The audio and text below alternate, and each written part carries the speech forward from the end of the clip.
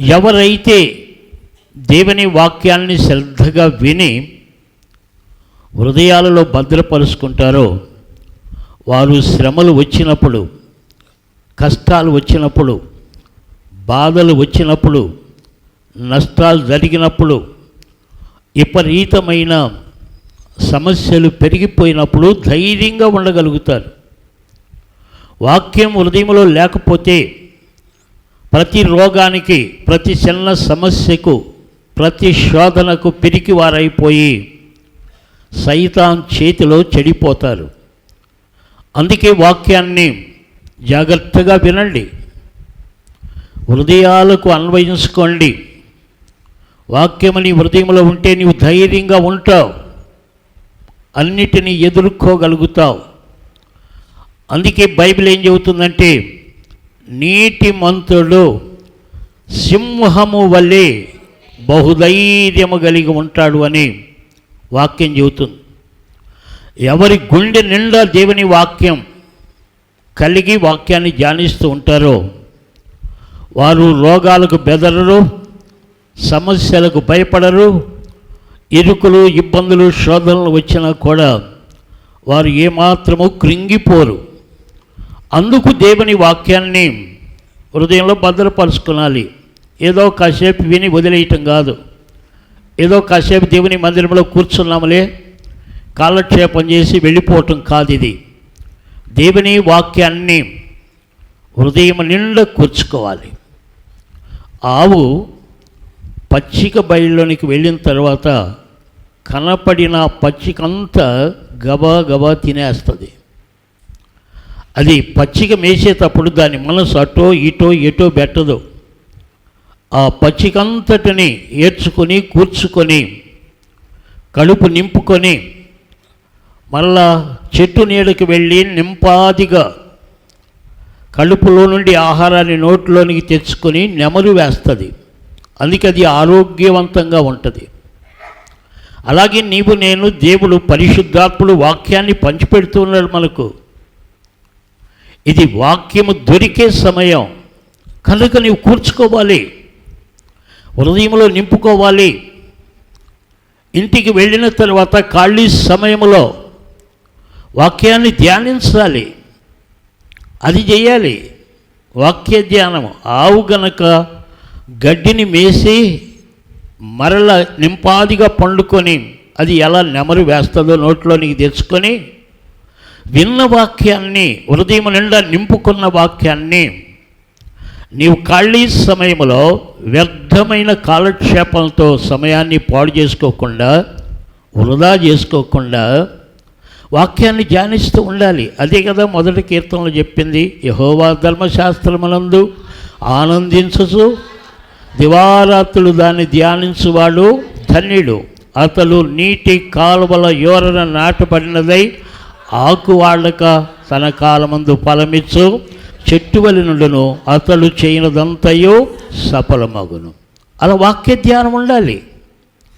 అందుకు దేవుడు ఇప్పుడు వాక్యాన్ని మనకి పెడుతూ ఉన్నాడు, వడ్డిస్తూ ఉన్నాడు. ఇది కూర్చుకోవాలి, తర్వాత ధ్యానం చేయాలి, జీవితాలకు అన్వయించుకోవాలి, శ్రమలను ఎదుర్కోవాలి, రోగాలను ఎదుర్కోవాలి, నష్టాలు, కష్టాలు, శోధనలు ఎదుర్కోవాలి, జయ జీవితాన్ని పొందాలి, ప్రభువుతో పరలోకంలో ఉన్నత స్థానానికి వెళ్ళిపోవాలి. అందుకోసం వినండి జాగ్రత్తగా. గత పాఠములో ఇర్మియా గ్రంథం 1వ అధ్యాయం ధ్యానం చేశాం. ఇర్మియాను దేవుడు పిలుచుకున్నాడు. నేను నిన్ను పంపువారి యొద్దకు నీవు వెళ్ళాలి, నేను చెప్పమన్న సంగతులు నీవు చెప్పాలి అని ఇర్మియా ప్రవక్తను దేవుడు ఎన్నుకున్నాడు. జాగ్రత్త గ్రహించాలి. ఈరోజు దేవుని మందిరపు ఆవరణలో మనం కూర్చున్నాము అంటే దేవుడు నిన్ను, నన్ను, మనందరినీ ఎన్నుకున్నాడు గనుక మనం ఎక్కడో లోకంలో లేం. ఈ ఆదివారం ఎక్కడో పిక్నిక్ల్లో, వినోదాల్లో, విలాసాల్లో, క్లబ్బుల్లో, పబ్బుల్లో ఎక్కడ ఊరేగట్లా. దేవుడు ఎన్నుకున్నాడు గనుకనే ఉదయకాలం దేవుని ప్రశస్తమైన వాక్యాన్ని వినాలి అని దేవుని మందిరానికి వచ్చాం. అది అందుకని మనల్ని ఎన్నుకున్నాడు. ఎన్నుకున్న మనతో, ఏర్పాటు చేసుకున్న మనతో తన స్వరూప్యానికి మార్చుకోవాలి అని ఆశిస్తూ ఉన్న ఆ దేవుని ఉద్దేశాన్ని తెలుసుకొని దేవుని వాక్యాన్ని జాగ్రత్తగా విని ప్రభు రాకడకు సిద్ధపడాలి అనేది ఈరోజు దేవుడు మనల్ని కోరే విషయం. సరే గమనించండి, ఈరోజు 2వ అధ్యాయంలోనికి వస్తూ ఉన్నాం. మీరు ఇర్మియా గ్రంథం 2వ అధ్యాయం నుండి 25వ అధ్యాయం వరకు 3 రాజుల పరిపాలనలో ఇర్మియా ప్రవచించిన ప్రవచనాలు ఇర్మియా గ్రంథం 2వ అధ్యాయం నుండి 25వ అధ్యాయం వరకు రాయబడ్డాయి. ఇది మీరు జాగ్రత్తగా గ్రహించండి. 25వ అధ్యాయం వరకు, ఈరోజు 2వ అధ్యాయాన్ని ఆరంభిస్తూ ఉన్నాం. 25వ అధ్యాయం వరకు ఇక్కడ యోషియా రాజు కాలములో, యెహోయాకీము రాజు కాలములో, సిద్కియా కాలములో, ఈ 3 రాజుల కాలములో దేవుడు ప్రవచించిన ప్రవచనాలన్నీ గ్రంథస్థము చేశాడు ఇర్మియా. కొంచెం జాగ్రత్తగా ఉండాలి. ఇది ప్రవచనాత్మక గ్రంథం. ఇది కొంచెం మనసు పెడితేనే అర్థం అవుద్ది, లేకపోతే అర్థం కాదు. ఇది ప్రవచనాల గ్రంథం, దేవుడు పలికించిన ప్రవచనం. ప్రవచనము అంటే అర్థం ఏంటంటే, జాగ్రత్తగా నేర్చుకోండి. ప్రవచనము అంటే దేవుడు పలికించిన పలుకులను ప్రవక్తలు పలికి గ్రంథస్థం చేశారు అని అర్థం. ప్రవచనం అంటే అది. దేవుడు చెప్పమన్న సంగతులు ప్రజలకు చెప్పేవారిని ప్రవచనకర్తలు అంటారు, ప్రవచనము అంటారు. అది ఈరోజు దొంగ ప్రవచనాలు కూడా ఉన్నాయి.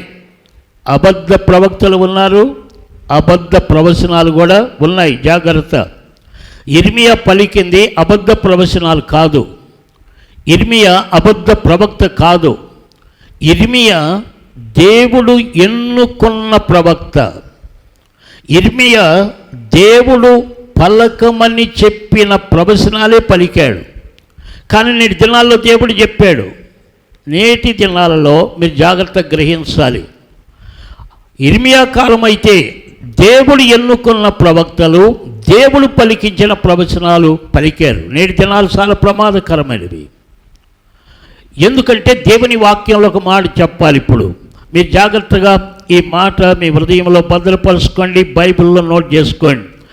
యోహాను భక్తకోటికి రాసిన పత్రిక భాగంలో దేవుడు ఒక అద్భుతమైన మాట చెప్పారు. కనుక ఈ అంచె దినములలో అబద్ధ ప్రవక్తలు వస్తారు అని దేవుడు చెప్పాడు. యోహాను భక్తకోటికి రాసిన మొదటి పత్రిక 4వ అధ్యాయం పాత క్రొత్త నిబంధనలో 223వ పేజీలో చూడండి. 4వ అధ్యాయం మొదటి వచనం.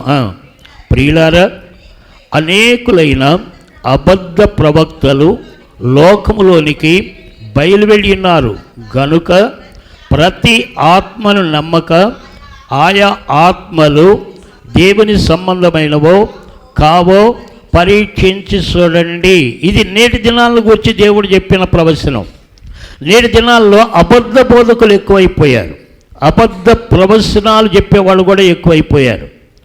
ఈరోజు అనేక అబద్ధ ప్రవచనాలు చెప్పి సంఘాలు పీలకలైపోయిన సంఘాలు కూడా నేటి దినాల్లో ఉన్నాయి. అబద్ధ ప్రవచనాలు పట్టుకొని చెవటాన్ని బట్టి సంఘాలు చీలిపోయి పీలకలైపోయి విశ్వాసులు పాడైపోయారు. ఈ అబద్ధ ప్రవచనాలు నేటి దినాల్లో ముమ్మరంగా ఉన్నాయి. అబద్ధ బోధకులు ఎక్కువైపోయారు, తప్పుడు బోధలు ఎక్కువైపోయాయి, తప్పుడు సిద్ధాంతాలు కూడా ఎక్కువైపోయాయి. నేటి దినాల్లో విశ్వాసులు జాగ్రత్తగా ఉండాలి. అందుకే నేను మనవి చేసేది ఏమిటంటే, విశ్వాసులు దేవుని వాక్యాన్ని నేర్చుకోండి. లేకపోతే తప్పుడు బోధల్లో, తప్పుడు సిద్ధాంతాల్లో, తప్పుడు ప్రవచనాల్లో పడిపోయి జీవితాలు పాడు చేసుకునే అవకాశం ఉన్నది అని పరిశుద్ధాత్ముడు తెలియజేస్తూ ఉన్నాడు. అందుకే అబద్ధ బోధకులు వచ్చారు, తప్పుడు సిద్ధాంతాలు వచ్చాయి, తప్పుడు ప్రవచనాలు వచ్చాయి, జాగ్రత్త పడమని యోహాను భక్త కోటికి రాసిన 4వ అధ్యాయం 1వ వచనములో క్లియర్గా రాయబడింది. ఇర్మియా దేవుడు ఎన్నుకున్న ప్రవక్త. ఇర్మియా దేవుడు చెప్పమన్నదే చెబుతాడు. తన సొంత మాటలు ఏవి చెప్పడు. తప్పుడు బోధలు చేయడు, తప్పుడు ప్రవచనాలు చెప్పడు.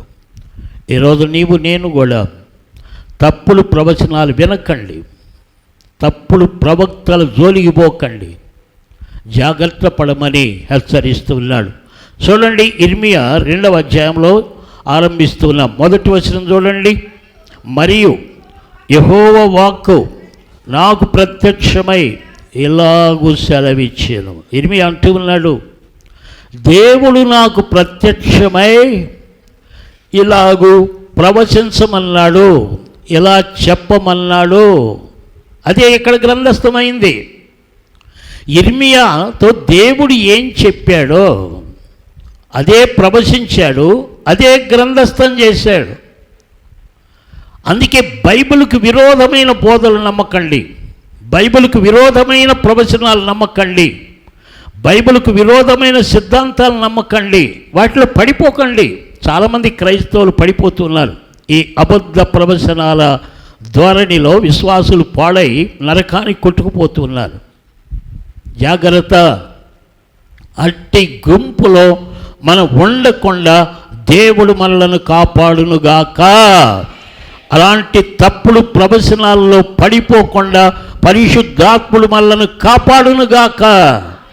అందుకే జాగ్రత్త పడాలి, లేకపోతే జీవితాలు పాడైపోతాయి అనేది దేవుడు మనకు నేర్పుతున్న సత్యం. అందుకే యెహోవా వాక్కు నాకు ప్రత్యక్షమై, నిజమైన ప్రవక్తలు దేవుడు నాకు ఇలా చెప్పాడు, దేవుడు ఇలా చెప్పమన్నాడు అని కొండ బద్దలు కొట్టినట్లు ప్రవచించే ప్రవక్తలు దేవుడు ఎన్నుకున్న ప్రవక్తలు. ఇర్మియా అలాంటి ప్రవక్త. దేవుడు ఇలా చెప్పమన్నాడు, చెబుతూ ఉన్నాను నిక్కచ్చిగా చెప్పిన ప్రవక్త ఇర్మియా. అలాంటి నిక్కచ్చి బోధలు వినాలి మనం కూడా. ఏదో తరక బోధలు విని జీవితాలు నాశనం చేసుకోకూడదు. ఈరోజు ఏది నిజమైన బోధ, ఏది అబద్ధపు బోధ అని గ్రహించకపోతే నిన్ను నీవే మోసం చేసుకుంటావు. ఆ అవగాహనలోనికి సంఘం ఎదగాలి, విశ్వాసులు ఎదగాలి. ఏది నిజమైన బోధ, ఏది తప్పుడు బోధ, ఏది తప్పుడు సిద్ధాంతం, ఏది వాక్యానుసారమైన సిద్ధాంతం అనేది తెలుసుకోకపోతే నిన్ను నీవే మోసం చేసుకుంటావు. ఈ విషయాన్ని గ్రహించాలి. చూడండి, ప్రవక్తకు యాజకునికి డిఫరెన్స్ ఏమిటో గ్రహించండి. ప్రవక్త ఏం చేస్తాడంటే దేవుడు చెప్పమన్నదే ప్రజలతో చెప్పేవారిని ప్రవక్త అంటారు. యాజకులు అంటే ప్రజలు చెప్పింది దేవునితో చెప్పేవారిని యాజకులు అంటారు. ఈరోజు మనందరం ఎవరిమి చెప్పండి? మనందరం యాజకులం. ఈరోజు నీకు అర్థం కాలేదా? ఈరోజు మనందరం యాజకులం. చూడండి, ఒక మాట పేతురు భక్త కోటికి రాసిన 1వ పత్రికలోనికి రండి, 2వ అధ్యాయం 9వ వచనంలో ఇదే చెబుతున్నాడు. ఈరోజు మనందరం ఎవరమో తెలుసుకోవాలి. ఓ విశ్వాసి, దేవుని బల్లలో చేవేసే సోదరి, నీవెవరివో తెలుసుకో ముందు. ఈరోజు పేతురు భక్త కోటికి రాసిన 1వ పత్రిక 2వ అధ్యాయం 9వ వచనం. అయితే మీరు చీకటిలో నుండి ఆశ్చర్యకరమైన తన వెలుగులోనికి మిమ్మల్ని పిలిచిన వాని గుణాతిశయములను ప్రచురము చేయ నిమిత్తము ఏర్పరచబడిన వంశమును, రాజులైన యాజక సమూహమును, పరిశుద్ధ జనమును, దేవుని సొత్తైన ప్రజలై ఉన్నారు. మనందరము దేవునికి యాజకులం. యాజకుని పనేమిటి? నీ కుటుంబ పక్షమున దేవునికి మనవి చేసుకోవాలి. మారు మనస్సు లేని నీ భర్త కొరకు నీవు దేవునితో చెప్పుకోవాలి.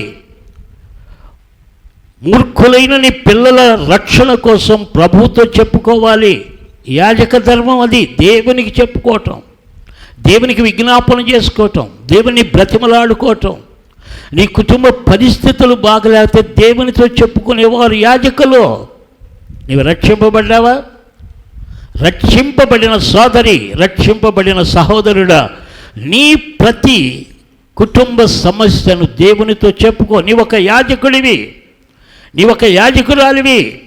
నీ కుటుంబ పక్షమున నీవు నివసించే ఆ గ్రామములో, లేక నీవు నివసించే పదారులో, నీవు నివసించే దేశానికి నీవే యాజకుడివి, యాజకురాలివి. దేవునికి మనవి చేయాలి. అందుకే కదా దేవుడు మనకు ఒక మాట చెప్పాడు. ఆ మాట మర్చిపోకండి. తిమోతి పత్రికలోనికి రండి. ఈరోజు నీవు యాజకుడివి, యాజకురాలివి గనుక ఏం చేయాలి? ఎందుకు దేవుడు మనల్ని ఎన్నుకున్నాడు? చూడండి, తిమోతికి రాసిన మొదటి పత్రిక 2వ అధ్యాయం 1వ వచనం చూడండి. మనము సంపూర్ణ భక్తియు మాన్యతయు కలిగి నెమ్మదిగాను సుఖముగాను బ్రతుకు నిమిత్తము అన్నిటికంటే ముఖ్యముగా మనుషులందరి కొరకును, రాజుల కొరకును, అధికారుల కొరకును విజ్ఞాపనలను, ప్రార్థనలను, యాచనలను, కృతజ్ఞతాస్తుతులను చేయవలనని హెచ్చరించున్నాను. ఇది మంచిదియు మన రక్షకుడైన దేవుని దృష్టికి అనుకూలములై ఉన్నది. ఈరోజు రక్షింపబడిన సోదరి, రక్షింపబడిన సహోదరుడా, నీ కుటుంబ పక్షమున దేవునికి మనవి చేసుకో. నీ కుటుంబం రక్షింపబడలా, నీ కుటుంబంలో ఉన్నవారు ఇంకా యేసు రక్తములో కడగబడలా, నీ కుటుంబంలో ఉన్నవారు ఎందరో ఇంకా దేవునికి దూరంగా ఉన్నారు, సైతాను బానిసత్వములో ఉన్నారు, పాపానికి బానిసలై ఉన్నారు, దుర్గుణాలకు బానిసలై ఉన్నారు. నీ మీద ఇంత బాధ్యత ఉన్నది. నీవు ఏదో నిమ్మకు నీరెత్తినట్టు ఉండే దినాలు కావు. నీ కుటుంబ పక్షములు నీవు యాజకుడిగా, యాజకురాలుగా దేవునికి మొరపెట్టు. నీ కుటుంబాలను గాలికి వదిలేయకండి, నరకానికి నెట్టేయకండి. జాగ్రత్త పడండి అని ఈరోజు నిన్ను నన్ను దేవుడు యాజకులుగా, యాజకురాండ్రుగా ఏర్పాటు చేసుకున్నాడు. యాజకుడు నశించిపోయే ప్రజల పక్షమున విజ్ఞాపన చేస్తాడు, దేవునికి మొరపెడతాడు, దేవునికి కృతజ్ఞతార్పణలు అర్పిస్తాడు. అంత బాధ్యత మన మీద పెట్టుకొని మన నిర్లక్ష్యంగా ఉంటే ఎలా? మన నిర్లక్ష్యంగా ఉంటే మనమే మన కుటుంబాల నరకానికి నెట్టేసిన వాళ్ళం అవుతాం. ఆలోచిస్తూ ఉన్నారు ఎప్పుడైనా? నేటి దినాల్లో క్రైస్తవ్యం భక్తిలో పడిపోయింది.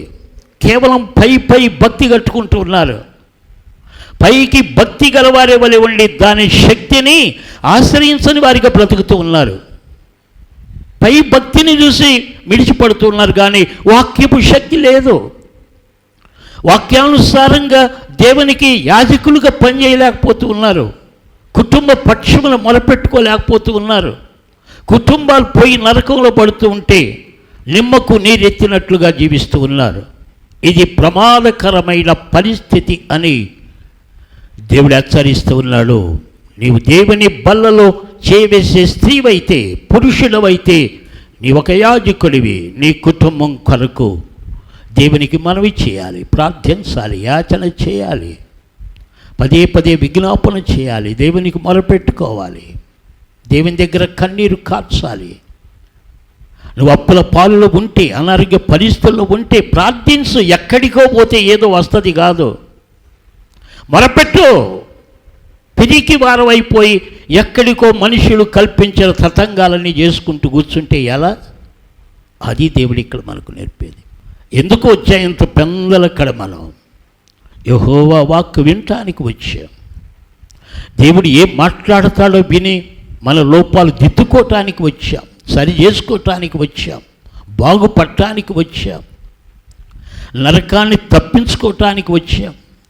ప్రభు ఏ నిమిషంలో వచ్చినా ఎత్తబడే గుంపులో ఉండాలని వచ్చాం. ఏదో ఆషామాషిగా రాలేదు. ఒకవేళ నీవు ఏ ఉద్దేశంతో ఇక్కడికి వచ్చినా ఈరోజు నిన్ను దేవుడు బ్రతిమలాడేది ఏమిటంటే, నేను నీతో మాట్లాడే మాట శ్రద్ధగా విను. అది ఈరోజు దేవుడు నిన్ను కోరేది. ఇర్మియా ఇశ్రాయేలు ప్రజల దగ్గరికి వెళ్ళి, ఇశ్రాయేలు ప్రజలారా, దారి తొలగిపోయిన ఇశ్రాయేలు ప్రజలారా, లోకానికి బానిసలైపోయిన ఇశ్రాయేలు ప్రజలారా, ఐగుప్తుల దేశములో నుండి తెచ్చుకున్న మూఢనమ్మకాల పుట్టలైపోయిన ఇశ్రాయేలు ప్రజలారా వినండి. ఈరోజు సోదరీ సోదరులారా, నేను చెప్పే మాట వినండి అని దేవుడు నీతో స్వయంగా బ్రతిమలాడి మాట్లాడుతున్నాడు. వచ్చాంగా దేవుని మందిరానికి, ఇక్కడికి వచ్చి కూడా నిర్లక్ష్యంగా ఉంటే ఎలా? ఏదో పట్టి పట్టనట్లుగా ఇంటే ఎలా? వాక్కుని హృదయంలోనికి వెళ్ళనివ్వండి, శ్రద్ధగా వినండి, హృదయం లోపలికి వెళ్ళనియండి. అది దేవుడు కోరేది ఈరోజు అని ఏమంటున్నాడు చూడండి. 5వ వచనం, యెహోవా ఇలాగు సెలవిస్తున్నాడు. ఇర్మియాను నేను చెప్పే మాట కాదో, యెహోవా ఇలాగు సెలవిస్తున్నాడు. సృష్టికర్త అయిన దేవుడు ఎలాగూ సెలవిస్తూ ఉన్నాడు. ఐగుప్త బానిసత్వంలో మీరు ఏడుస్తూ ఉన్నప్పుడు, ఆ ఎట్టి చాకిరి చేయలేక, ఆ మట్టి తెచ్చుకోలేక, ఇటుకలు లెక్క అప్పగించలేక కొరడా దెబ్బలు తిన్న ప్రజలారా, ఆ ఎట్టి చాకిరి చేస్తూ ఏడుస్తూ మొరపెట్టినప్పుడు పరలోకము నుండి దేవుని వాక్కు పంపిన ఇశ్రాయేలు ప్రజలారా వినండి. ఇప్పుడు అవును, ఈరోజు విను.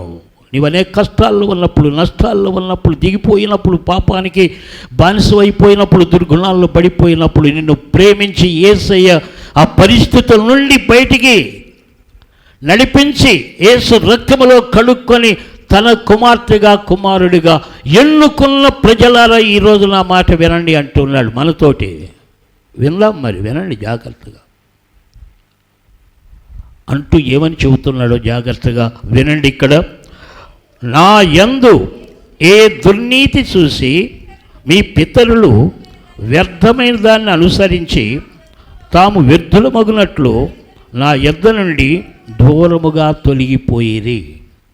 దేవుడు బాధపడుతూ లోకంలో కలిసిపోయిన ఇశ్రాయేలు ప్రజలతోటి, మూఢనమ్మకాలతోటి ఏకీభవించిన ఇశ్రాయేలు ప్రజలతోటి, ఏ విగ్రహారాధన నుండి ఇశ్రాయేలు ప్రజలను దేవుడికి నడిపించాడో, ఏ ఐగుప్త బానిసత్వంలో మగ్గిపోతూ ఐగుప్తీయుల దేవతలను ఆరాధిస్తూ ఆ ఎట్టి చాకిరిలో ఉన్న ఇశ్రాయేలు ప్రజలందరినీ విడిపిస్తే ఆ ప్రజలతో దేవుడు అంటూ ఉన్నాడు. ఒకసారి ఆలోచించండి. ఇశ్రాయేలు ప్రజలు ఐగుప్త బానిసత్వాన్ని నుండి విడిపించి ఎర్ర సముద్రాన్ని దాటించి మారా నీళ్లు చేదుగా ఉంటే మధురపు జలాలుగా మార్చి, నీళ్లు లేక ప్రజలందరూ అలమటిస్తూ ఉంటే బండలో నుండి నీళ్లు రప్పించి,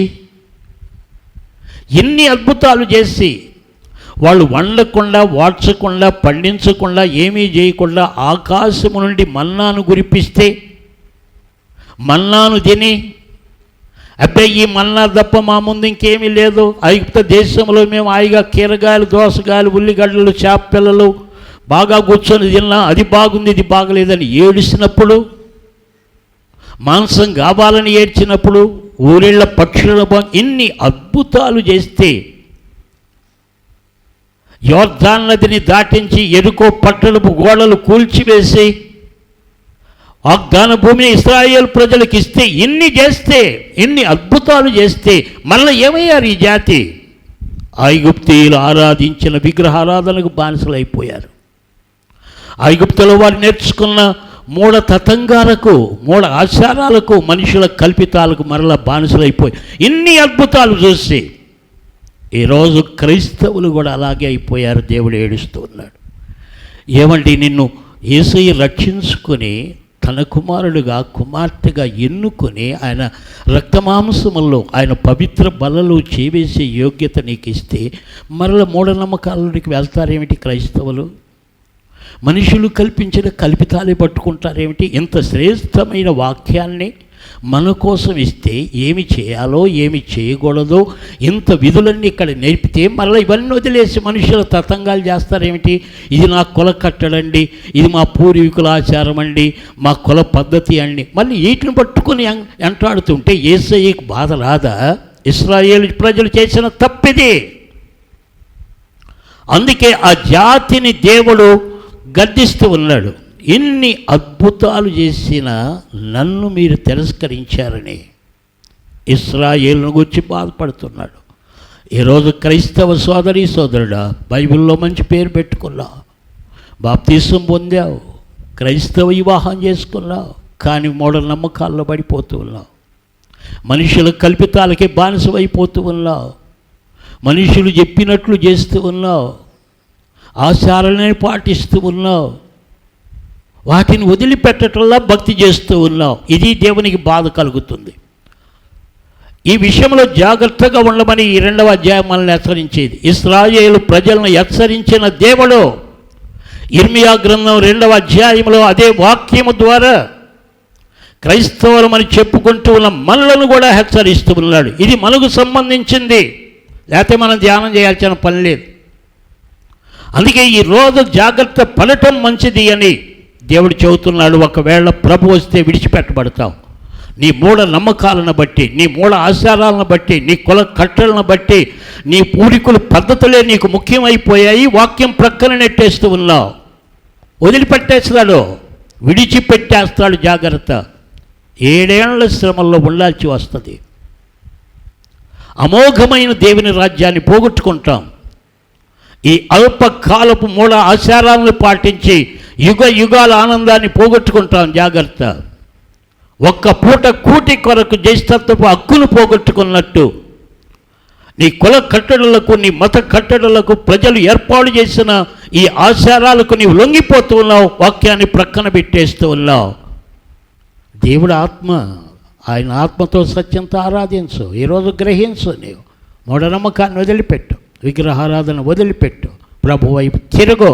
అది ఇక్కడ ఆయన అనేది, వారు నా తట్టు ముఖమును తిప్పుకొనక వీపునే తిప్పుతున్నారు. ముఖం నా తట్టు తిప్పట్లేదు, వీపు చూపుతూ ఉన్నారు. అంటే నాకు వ్యతిరేకంగా చేస్తూ ఉన్నారని అర్థం.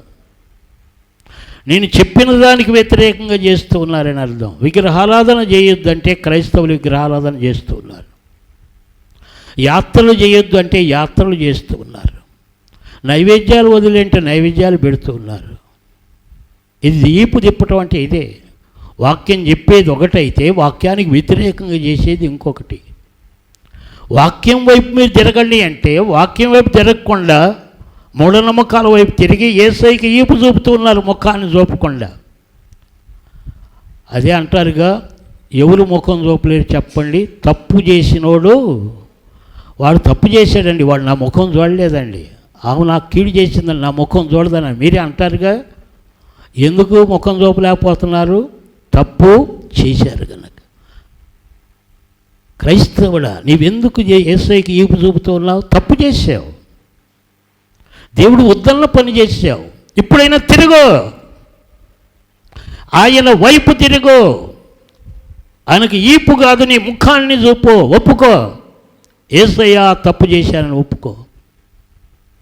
ఈరోజు దేవుడు కోరుతుంది అది. మన పాపములు మనం ఒప్పుకొనిన ఎడల ఆయన నమ్మదగిన వాడును, నీతిమంతుడు గనుక సమస్త దుర్నీతి నుండి మనలను పవిత్రులుగా చేస్తాడు. ఈపు చూపుకో. ఈ రోజైన ముఖాన్ని చూపు, ఆయన దగ్గర ఒప్పుకో.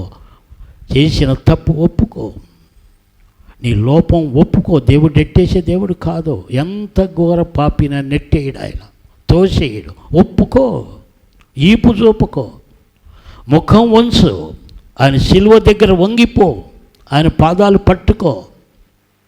యేసు రక్తము నిన్ను కడిగి శుద్ధీకరిస్తుంది, బాగు చేస్తుంది.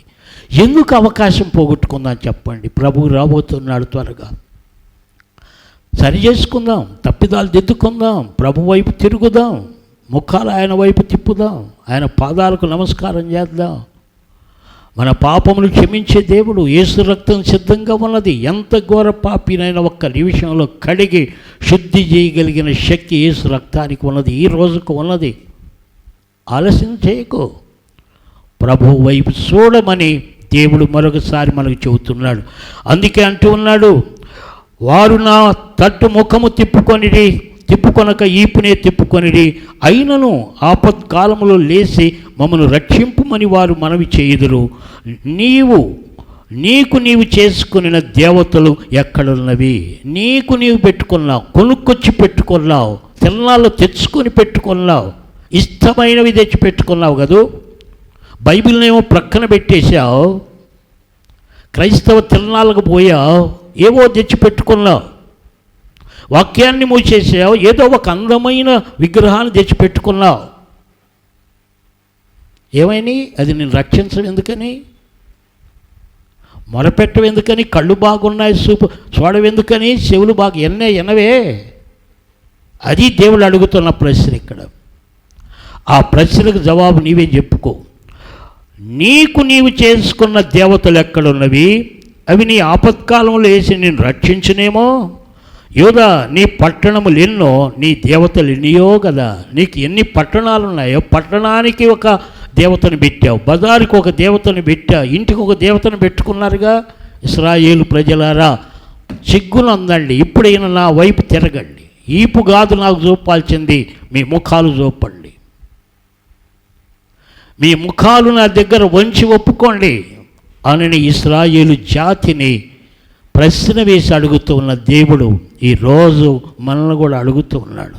మీరు మూఢనమ్మకాల పుట్టలై కొట్టుకుపోకండి, లోక ప్రవాహములు వెళ్ళిపోకండి, మీ ముఖాలు నా వైపు చూడండి, నా శిలువ ఎద్దుకు రండి, నిర్భయముగా మీ తప్పిదాలు ఒప్పుకోండి, నా రక్తం మిమ్మల్ని కడిగి శుద్ధి చేస్తుందని దేవుడు జవాబిస్తున్నాడు. 32వ వచనంలోనికి రండి. కన్యక తన ఆభరణములను మలుసున, పెళ్లి కుమారి తన వడ్రాణం మలుసున, నా ప్రజలు లెక్కలేనన్ని దినములు నన్ను మరిచి ఉన్నారు. జాగ్రత్త గ్రహించండి. ఇక్కడ దేవుడు 2 ప్రశ్నలు వేసి ఇశ్రాయేలు ప్రజలను అడుగుతున్నాడు. ఈరోజు విశ్వాసులమైన మనలను, క్రైస్తవులమైన మనలను, ప్రభువా ప్రభు అని పిలిచే మనలను కూడా ఈ 2 ప్రశ్నలు అడుగుతున్నాడు. దానికి జవాబు మనమే చెప్పుకోవాలి. ఏమని అడుగుతున్నాడు? కన్యక తన ఆభరణములను మరసున. పెళ్లి కుమార్తె పెళ్లికి సిద్ధపరిచేటప్పుడు తాను తెచ్చుకున్న ఆభరణాలు మరిచిపోద్దా? తాను తెచ్చుకున్న మంచి బట్టలు మరిచిపోద్దా?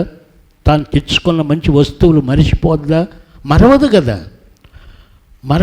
ఒకవేళ పెళ్లి కుమార్తెను సిద్ధపరిచే వాళ్ళు మరిచిపోయినా పెళ్లి కుమార్తె గుర్తు చేస్తుంది. ఆ టేబుల్ మీద ఇంకొకటి ఉంది, ఆ పెట్టెలో ఇంకొకటి ఉంది, ఆ బుట్టలో ఇంకొకటి ఉందని గుర్తు చేస్తుంది. కన్యక మరవదు. తాను వేదిక మీదకి వెళ్ళే ముందు తనకు ఏవి సిద్ధపరుచుకొని తెచ్చుకున్నదో అవన్నీ మరవదు. ఇంకా ఏమంటాడు చూడండి, పెళ్లి కుమారి తన వడ్రాణమును మరసున. వడ్రాణం అంటే ఇప్పుడు మీకు మోటుగా కనపడొచ్చాం, కానీ పూర్వకాలంలో పెళ్లి కుమార్తెకు వడ్రాణం పెట్టేవాళ్ళు. ఇప్పుడు ఫ్యాషన్ పోయిందేమో కానీ, ఇప్పుడు అది లేవేమో కానీ, ఇప్పుడు ఏదో ఇంకా ఫ్యాషన్లు వచ్చాయి. ఆ వడ్రాణం కంటే ఇంకా ఫ్యాషన్ లేవు. వడ్రాణం మరిసిద్దే మరవదు. పూర్వకాలంలో పెళ్లి కుమార్తెకు వడ్రాణం ఒక అలంకరణ, అది మర్చిపోరు ఎవరు, పెట్టేవారు, అలంకరించేవారు. దేవుడు ప్రశ్నేసి అడుగుతూ ఉన్నాడు, పెళ్లి కుమార్తె ఏది మరిచిపోదే? ఆమెను సిద్ధపరిచే వాళ్ళు ఏదైనా మరిచిపోతే, అది మరిచిపోయా, ఇది మరిచిపోయావు, కాటుకు రాయలేదు, బొట్టు పెట్టలేదు, బుగ్గను ఒకటి పెట్టలేదు. క్రైస్తవ పెళ్ళిళ్ళు చూస్తూ ఉంటాం. ఆ పాపం ఎక్కడో ఆ పెళ్లి కుమార్ సిద్ధపరిచేటప్పుడు మర్చిపోద్దట, ఇక్కడికి వచ్చేటప్పుడు తీసుకొచ్చిన తర్వాత కుర్చీలో కూర్చోబెట్టిన తర్వాత అయ్యో బుగ్గకు నల్లబొట్టు పెట్టలేదని అప్పుడు వచ్చి పెడతారు. అవి మరవరు, ఏం కూడా పెట్టించుకుంటుంది. ఏమీ మరవరు. దేవుడు అడుగుతుంది అది. భౌతికమైనవి మీరేమీ మర్చిపోరు, మూఢనమ్మకాలు ఏమీ మర్చిపోరు, అన్నీ బాగానే చేస్తారు. ఆ వడ్రాణము మర్చిపోదు, ఏది మర్చిపోదు. మీరు కూడా ఏమీ మర్చిపోరు, అన్నీ గుర్తొస్తాయి బాగా. కానీ ఏమంటున్నాడు చూడండి, లెక్కలేనన్ని దినములు నన్ను మరిచిపోయారు. మూఢనమ్మకాలు చేయటానికి ఏది మర్చిపోరు, మనుషులు కల్పించిన తతంగాలు చేయటానికి ఏది మర్చిపోరు, కులకట్టడలు ఏవి మర్చిపోరు. కానీ సజీవుడైన దేవుణ్ణి మాత్రం మర్చిపోతారు, వాక్యాన్ని మర్చిపోతారు. నిజంగా నేటికి కూడా క్రైస్తవ వివాహాల్లో పెళ్లి కుమారుడికి పెళ్లి కుమార్తెకు అన్నీ తెస్తారు. ఏమండి, అన్నీ తెస్తారు. అబ్బాయికేమో కోటు, సూటు, బూటు అన్నీ తెస్తారు. అమ్మాయికేమో కోరుకున్న డ్రెస్ అంతా తెస్తారు. కానీ బైబిల్ మాత్రం తేరు. బైబిల్ తేరు. నేను చాలా పెళ్ళిళ్ళు చూస్తాను, ఏదో మాసిపోయిన బైబిళ్ళు, ఎక్కడో చినిగిపోయిన బైబిళ్ళు, దుమ్ము కొట్టుకున్న బైబిల్ మాత్రం ఉంటాయి. కానీ ఇన్ని కొత్త డ్రెస్సులు తెచ్చుకున్నప్పుడు ఒక కొత్త బైబిల్ ఎందుకు అనేది ఎక్కడ చోట్ల నేను చాలా వివాహాల్లో చూస్తాను. అందుకే నేనేం చేస్తున్నా అంటే కొంతవరకు మనమన్నా తీసుకెళ్ళి ఇస్తే మంచిదని కొత్త బైబిల్ ఆ మురికి బైబిల్ కొంచెం అక్కడ పెట్టండిలేమ్మా, కొత్త బైబిల్ మార్చుకోమని మార్పిస్తున్నాను సాధ్యమైనంత వరకు, గుర్తున్నంత వరకు. లేకపోతే నేను చేసేది ఏముంది, చేయగలిగింది ఏం లేదు. చాలా వివాహాల్లో ఇలా జరుగుతూ ఉంది. వడ్రాణం మర్చిపోరు, బొగ్గన బొట్టు మర్చిపోరు, అన్నీ మర్చిపోరు. కానీ నన్ను మర్చిపోతూ ఉన్నారు, నా మాటలు మర్చిపోతూ ఉన్నారు, నేను చెప్పినట్లు చేయట్లేదని దేవుడు బాధపడుతున్నాడు. ఇశ్రాయేలు ప్రజలు మర్చిపోయారు. ఈరోజు క్రైస్తవులు కూడా ప్రభువుని మర్చిపోతున్నారు, వాక్యాన్ని మర్చిపోతూ ఉన్నారు, వాక్యాన్ని ప్రక్కన పెట్టేస్తున్నారు. సజీవమైన వాక్యం, ఎటువంటి ఖడ్గము కంటెను వాడి అయిన వాక్యాన్ని మర్చిపోతూ ఉన్నారు. దేవుని వాక్కులు మర్చిపోతున్నారు. అది ఈరోజు దేవుడికి బాధ కలిగించే విషయం. ఏది మర్చిపోం, కానీ వాక్యాన్ని మర్చిపోతాం, దాన్ని ప్రక్కన పెట్టేస్తాం. అన్నీ చేయటం మర్చిపోము, కానీ వాక్యం చదవటం, అయ్యో ఈరోజు వాక్యం చదవటం మర్చిపోయాను, పొద్దున్నే ప్రార్థన చేయటం మర్చిపోయాను, దేవుని స్తోత్రం చెప్పటం మర్చిపోయాను, ఇలా ఆదివారం గుడికి పోవటం కూడా మర్చిపోయాను. గుడికి ఆదివారం అని కూడా మర్చిపోయే క్రైస్తవులు చాలామంది ఉన్నారు. అయ్యో ఈరోజు ఆదివారమా, మార్తమ్మక్క ఏంది పోతున్నావు గుడికి, ఈరోజు ఆదివారం కదా, ఆదివారం నా మతి మండే, ఈరోజు ఆదివారం అనుకోలేదు. ఇదైనా మర్చిపోతారు. దేవుణ్ణి మర్చిపోతున్నాము, మనుషులు కల్పితాలు మర్చిపోవట్లే. జాగ్రత్త. అది దేవుడు ఇక్కడ బాధపడేది. లెక్కలేనన్ని దినములు నన్ను మర్చిపోయారు. ఎన్ని దినాలు? లెక్కలేనన్ని దినాలు. ఈరోజు మనం ప్రశ్న వేసుకుందాం, ఎన్ని దినాలు వాక్యం చదవకుండా మర్చిపోయావు? ఎన్ని దినములు హృదయకాలం దేవుని స్తోత్రాలు చెప్పకుండా మర్చిపోయావు? ఎన్ని ఆదివారాలు దేవుని ఆరాధనకు రాకుండా ఎగ్గొట్టావు? ఎన్నిసార్లు దేవుని మందిరంలో జరిగే సమాజ కూటాలు మానేశావు? ఖాళీగా ఉండి కూడా, ఏమీ పని లేకుండా ఉండి కూడా దేవుని మందిరములో ప్రత్యేక కూటాలు జరుగుతూ ఉంటే రాలేక బద్దగించి బజార్లో కూర్చున్నావు.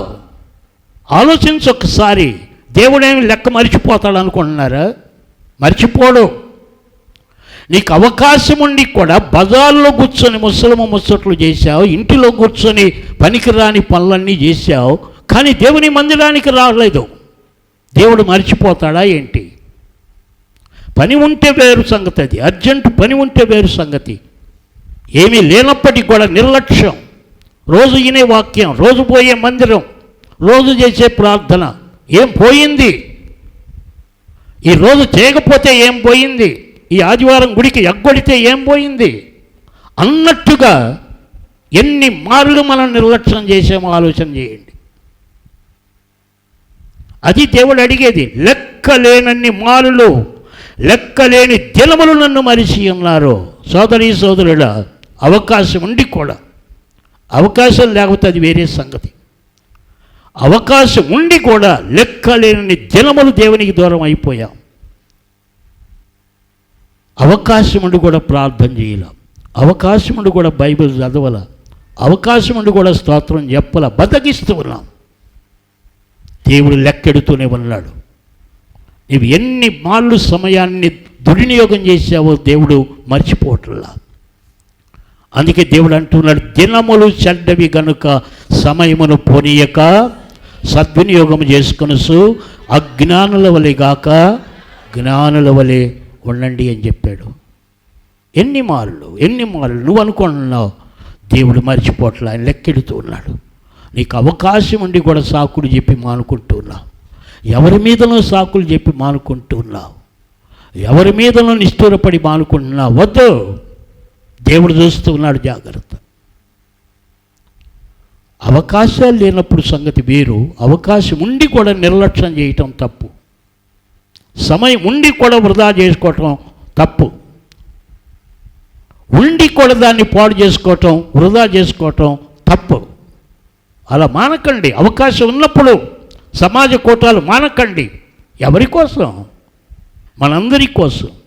మనం బాగుపడాలని, ప్రభు రాకడలో ఎత్తపడాలి అని అవకాశాలు ఇస్తూ ఉన్నప్పుడు ఎందుకు జారవిడుచుకోవాలి అనేది దేవుడు ఈరోజు అడుగుతున్న ప్రశ్న. లెక్కలేని జనములు వారు నన్ను మరిచిపోయారంటున్నాడు. ఆ మాట అండర్లైన్ చేసుకోండి, రోజు చదువుకోండి. లెక్కలేనన్ని జనములు నన్ను మరిచి ఉన్నారు. దేవుడు అంటున్న మాట మనుషులు అనే మాట కాదు అది.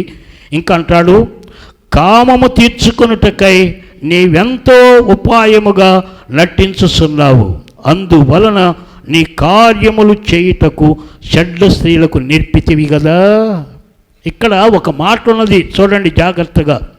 ఏమిటా మాట అంటే, ఆయన అంటూ ఉన్నాడు, కామము తీర్చుకొనుటకై నీవెంతో ఉపాయముగా నటించుచున్నావు. ఆ మాట అండర్లైన్ చేసుకోండి, నటించుచున్నావు. నటన దేవునికి ఉగ్రతను లేపింది. నటన అనేది దేవునికి ఇష్టం లేదు. నటిస్తూ ఉన్నావు. నేను వాక్యం వింటూ ఉన్నానంటావు, కళ్ళు మూసుకొని వినవు, నటిస్తూ ఉన్నావు. నేను వాక్యం కళ్ళు మూసుకొని కూడా వింటూ ఉన్నానంటావు, ఉతదే, నటిస్తూ ఉన్నావు. జాగ్రత్త. వాక్యాన్ని విన్నట్టు వింటూ ఉన్నావు, నటిస్తూ ఉన్నావు. శ్రద్ధగా వింటున్నా, మనసు ఎక్కడో పెడుతూ ఉన్నావు, ఆలోచనలు ఎక్కడో పోయాయి.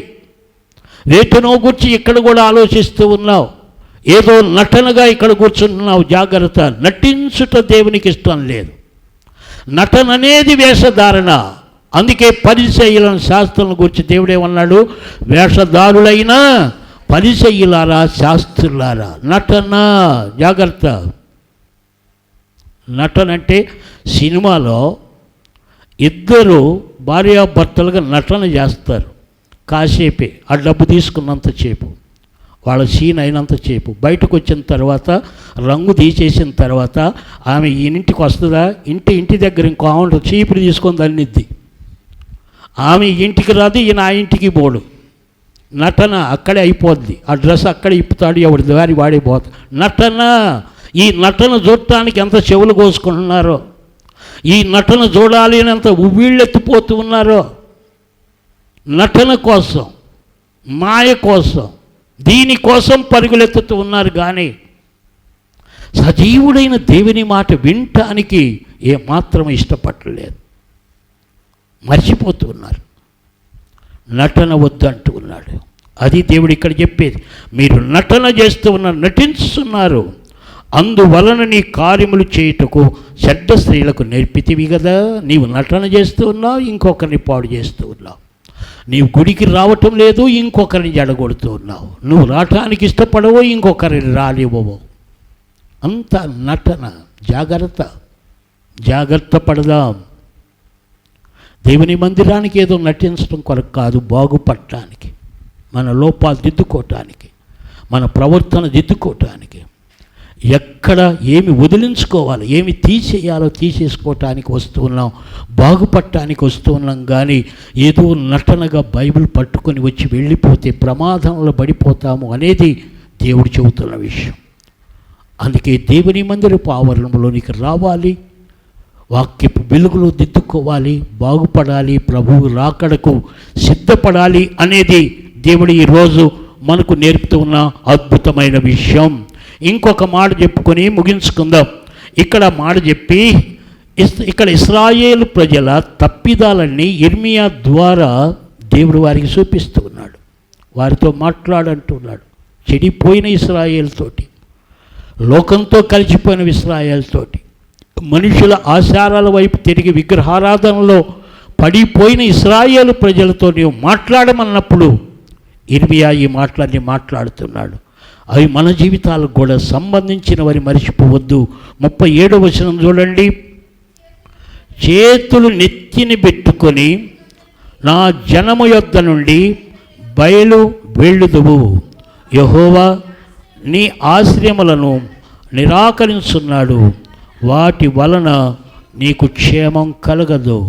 నీవు సజీవుడైన నన్ను వదిలిపెట్టి విగ్రహాల వైపు తిరుగుతూ ఉన్నావు గనుక చేతులు నెత్తిని పెట్టుకొని ఏడ్చే దినం ఒకటి వస్తుంది.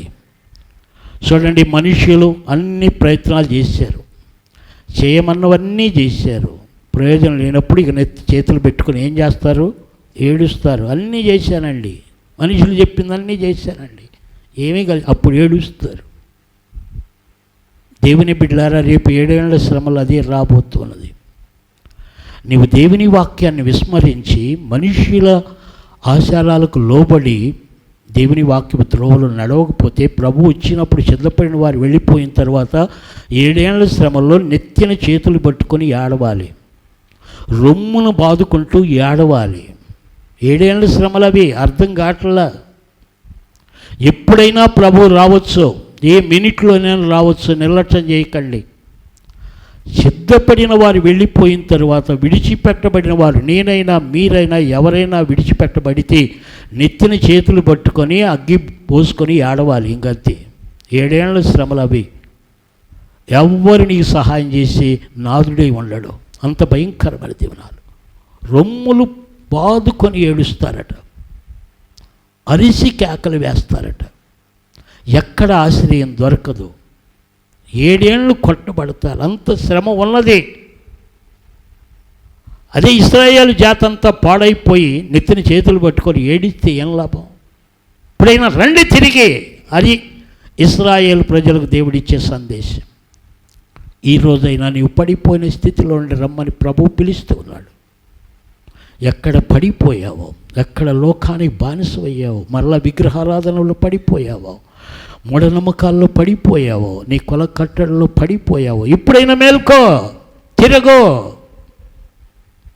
దేవుని వైపు తిరగు. సజీవుడైన దేవుణ్ణి ఆత్మతో సత్యముతో ఆరాధించు. సుందరమైన దృశ్యాలని చూడు. ప్రపంచానికి వెళ్ళి నీ దగ్గర డబ్బు ఉంటే అన్ని మంచి ప్రదేశాలు చూసిరా. వాటికి మొక్కి రాకోకు, వాడికి సాగిలపడి రాగాకు, చూసిరా. కానీ సజీవుడైన దేవుడు, సృష్టికర్త అయిన దేవుణ్ణి హృదయంలో ఆరాధించటం నేర్చుకోండి అని ఈరోజు దేవుడు 2వ అధ్యాయం ద్వారా మనకు నేర్పుతున్నాడు. ఆ మాటలు మన హృదయాల్లో భద్రపరుచుకుందాం. అలాంటి కృప దేవుడు మనకు దయచేయునుగాక. చిన్న ప్రార్థన చేసుకుందాం. అందరూ తల్లు వంచండి. ఉన్న చోట ఒక తీర్మానం చేసుకుందాం. ఈ రోజైనా దేవుని ప్రేమని విడిచిపెట్టి వెళ్ళట్లేదు. నీవెంత చెడిపోయినా, ఎంత దేవునికి దూరం అయిపోయినా, ఎంత పాడైపోయినా దేవుని ప్రేమని బ్రతిమలాడుతుంది. మీ వీపు కాదు, మీ ముఖాలు నా వైపు తిరగండి, నా వైపు త్రిప్పండి, నా ఎద్దుకు రండి, నా వైద్యకు రండి అని దేవుడు ఈ రోజైనా పిలుస్తూ ఉన్నాడు. ఈ అవకాశం మళ్ళీ ఇస్తూ ఉన్నాడు. కనుక యేసయ్యకు ఈపు చూపి పరిగెత్తకండి, ఆయనకు దూరం అయిపోకండి, ఆయన ఎదుటికి రండి, దేవుని ఎద్దుకు రండి అని ఆయన పిలుస్తూ ఉన్నాడు. పాపులారా, దేవుని ఎద్దుకు రండి. ప్రయాసపడి భారం మోస్తూ ఉన్న ప్రజలారా, నా ఎద్దుకు రండి, నా వైపు తిరగండి, నా ఎద్దుకు వచ్చి మీ లోపాలు ఒప్పుకోండి, మళ్ళా నేను మిమ్మల్ని క్షమిస్తానని ప్రభు పిలుస్తున్నాడు. ప్రభు సమర్పించుకున్నాం. ప్రేమగల యేసయ్యా, నీకు వందనాలు చెల్లిస్తున్నాం. ఇశ్రాయేలు ప్రజలు చేసిన 2 నేరాలను గురించి ఇర్మియా గ్రంథం 2వ అధ్యాయంలో మీరు చెప్పారు. వాటిలో నుండి మాకు కూడా పాఠం నేర్పారు. మేము చేస్తూ ఉన్న నేరాలు ఏమిటో మీ వాక్యం ద్వారా మాకు చూపారు. ప్రభా, మేము కూడా మా ఈపు నీకు చూపకుండా, మా ముఖాన్ని నీకు చూపి, మా పాపాన్ని ఒప్పుకొని మీ రక్తంలో కడగబడే అవకాశాన్ని మీరు ఇస్తూ ఉండగా, అవకాశాన్ని సద్వినియోగం చేసుకునే కృప మాకు ఇవ్వండియ్యా. ఈరోజు బహుతేటగా మా హృదయాలతో మీరు మాట్లాడారు. మా లోపాలు మాకు చూపారు. మేము ఎక్కడ దిద్దుకోవాలో మాకు నేర్పారు, ఎక్కడ సరి చేసుకోవాలో మాకు నేర్పారు. ఈ అందమైన దృశ్యాలన్నీ చూడండి అని మీరు చెబుతున్నారు, కానీ వాటికి మ్రొక్కకండి అంటున్నారు. వాటికి సాగిలపడకండి, వాటిని పూజించకండి, వాటిని సృజించిన సృష్టికర్త అయిన నన్ను ఆరాధించండి అని నీవు కోరుతున్నావు. ప్రభువా, మాకు సహాయం చేయి. సృష్టిని ఆరాధించటంలో నుండి మమ్మలను సజీవుడవై నిన్ను ఆరాధించే కృపలోనికి ఆకర్షించుకోండి. మాకు జ్ఞానోదయం కలిగించండి. మీ మాటలు మమ్మలను దినదినము శుద్ధీకరించినట్లు సహాయం చేసి మీరు మహిమ పొందమని యేసు నామమున అడిగి వేడుకుంటున్నాము తండ్రి. ఆమేన్.